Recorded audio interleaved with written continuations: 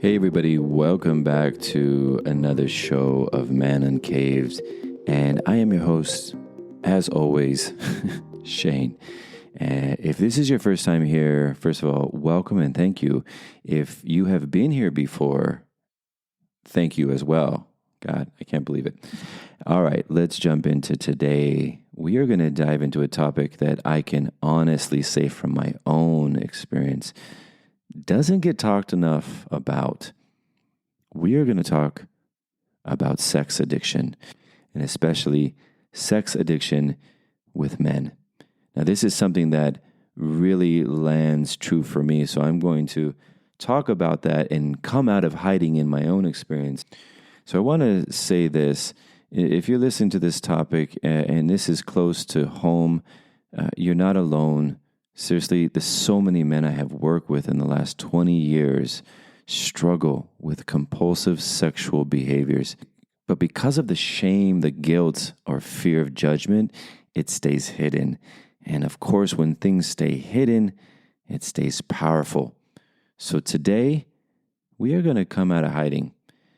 And I thought the only way to do that is go directly to it, so there will be no foreplay in this episode.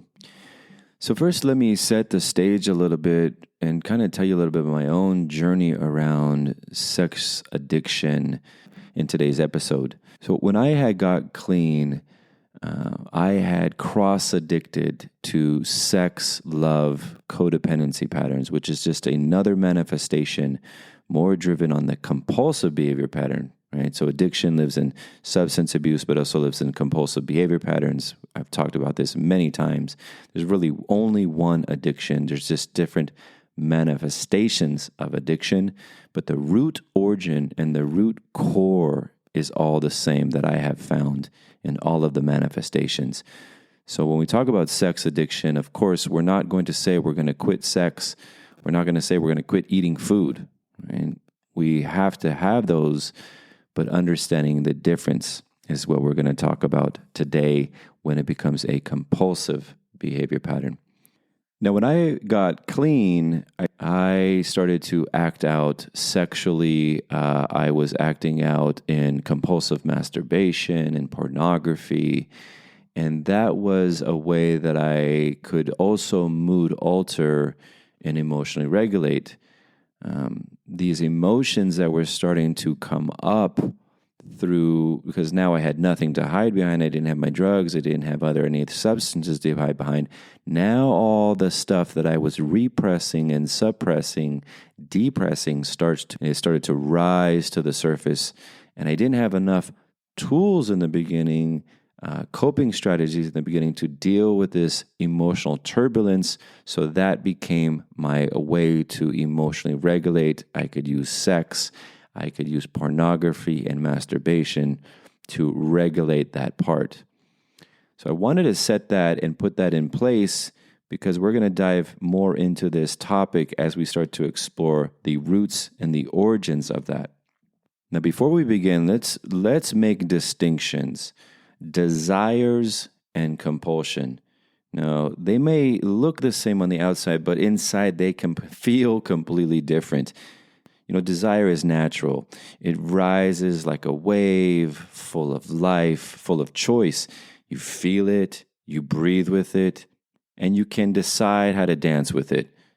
But compulsion is this, it grabs you by the throat. It doesn't ask, it demands. It's not about connection or joy. It's actually about the escape. Now, what am I escaping from? Well, for me, I was escaping from the loneliness, escaping from pain, escaping from the parts of myself that I was afraid to face. See, desire flows. Compulsion controls. When you're free, you learn to ride the wave. When you're trapped, the wave rides you.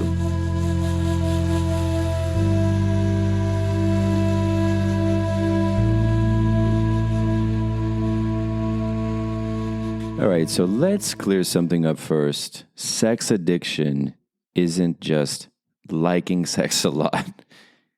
It's when sexual thoughts, urges or compulsive behaviors start to take over more than the desire for sex. When they interfere with your relationships, your work, your emotional health, and even your ability to be present. Maybe it's seeking hookups even when it feels empty afterward. Maybe it's chasing the next high to avoid that loneliness, that stress, or pain. See, it's not about pleasure anymore. It's about that escaping. Let's start to open this up a little bit more. You know, society teaches men that being hypersexual is actually normal. Boys will be boys, right? But when we grow up with that message, it can become harder to recognize when things have crossed the line into something unhealthy or even harmful. And for many men, the roots go much, much deeper. It goes into childhood trauma, emotional neglect, feeling unseen, unworthy, unlovable. Sex becomes a coping to emotionally regulate. It's a way to self-medicate that pain that we don't even fully understand, that I didn't fully understand early in my recovery healing journey. So join me in today's episode where we're going to continue to peel back the many layers of sex addiction. And my hopes is to reveal that it's not about the actual sex itself. It's the soul hunger underneath it. See, this isn't about a bad behavior. It is actually speaking more to a deep longing for connection. It's a grasp for wholeness. It's a grasp for the mother, the goddess, and for the father, the king we never fully had. See, sex addiction isn't really about the sex. It's about the disconnection that we as men have undertaken growing up from boys to men. It's a speak to a loss in a rite of passage, if you will. It's about trying to fill an ancient void, a loss that usually began long before our first sexual experience.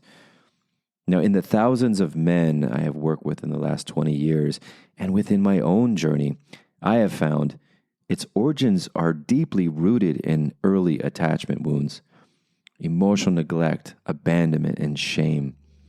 See, it's woven into the fabrics of our own survival, our own trauma response, having to perform, to people please, and or learn to hide ourselves.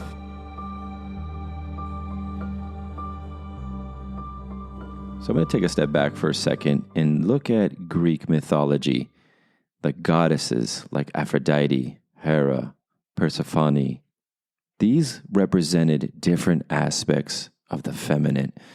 Now, at the core of these myths is a theme, the longing to reunite with the divine mother.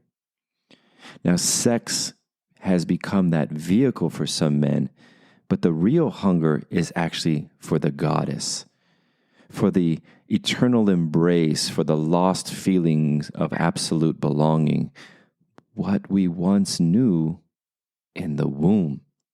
So at the deepest level, sex addiction is a home sickness. It's about returning to the womb, the place of origin, and the rising of men. Reborn through the fire of our own masculine soul. It's like this rising phoenix. It's the resurrection of Jesus that is dying and has to let go.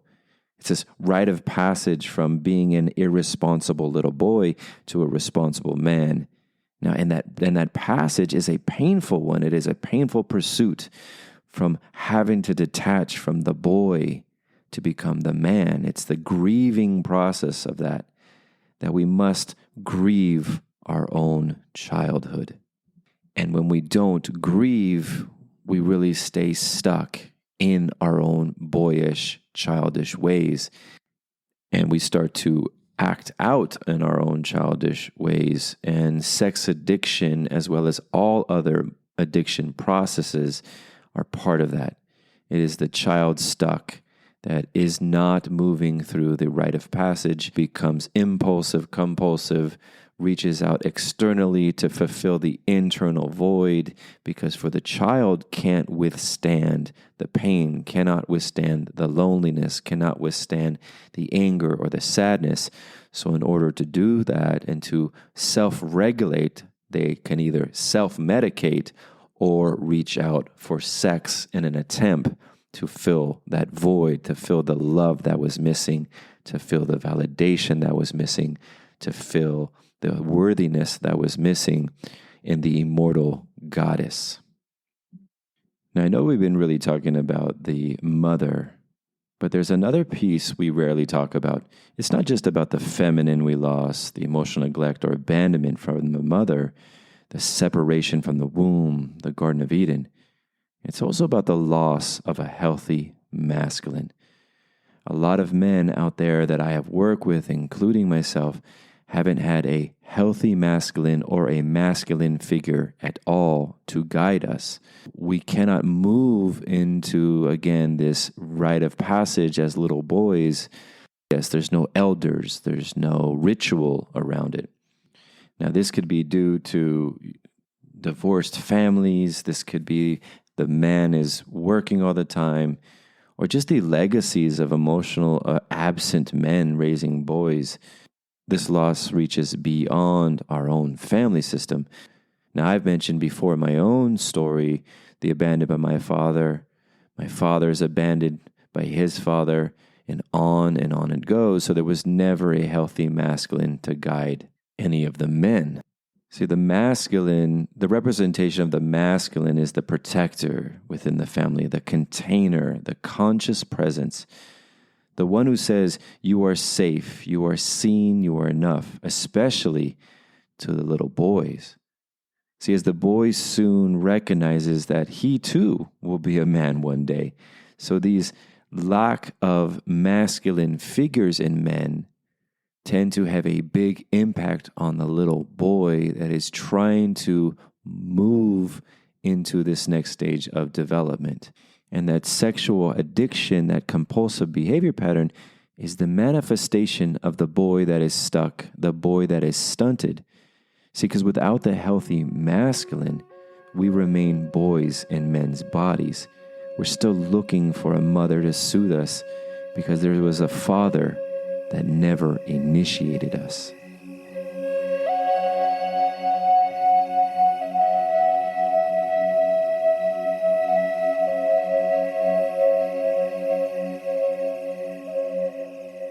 So now we're going to talk about sexual addiction from an archetypal framework known as the shadow.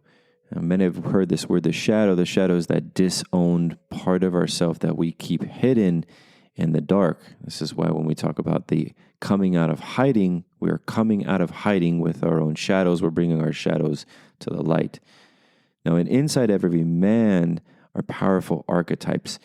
But when wounded, and this is early attachment stuff, childhood stuff, that stays in the dark. Now, a longing to return to the mother within the sexual addiction behavior pattern is a desperate hunger for the blessing of the father.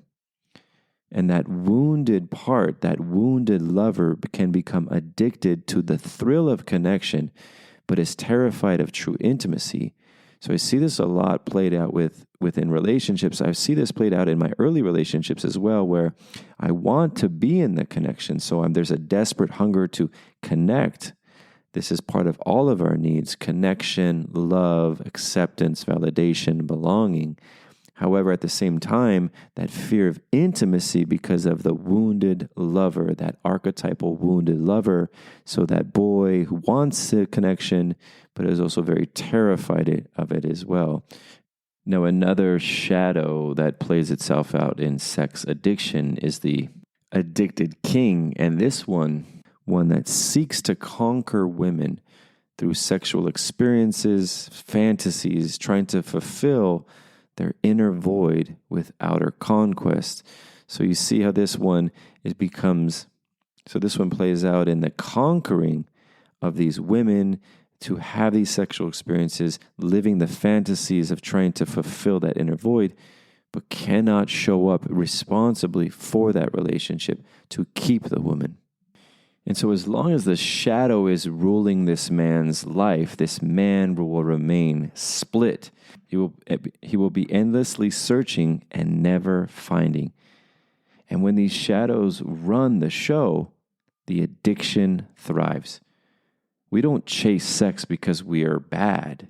We chase it because we're exited from the inner garden and trying to find our way back. So if we're caught in this cycle, what do?